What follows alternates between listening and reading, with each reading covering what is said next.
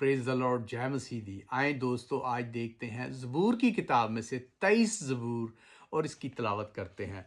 खुदावंद मेरा छुपान है, मुझे कमी ना होगी। वो मुझे हरी हरी चारगाहों में बिठाता है, वो मुझे राहत के चश्मों के पास ले जाता है। वो मेरी जान को बहाल करता है, वो मुझे अपने नाम की खातर सदाकत की राहों पर ले चलता है। बल्कि ख्वाह मौत के साए की वादी में से मेरा गुजर हो, मैं किसी बला से ना डरूंगा, क्योंकि तू मेरे साथ है। तेरे आसा और तेरी लाठी से मुझे तसल्ली है।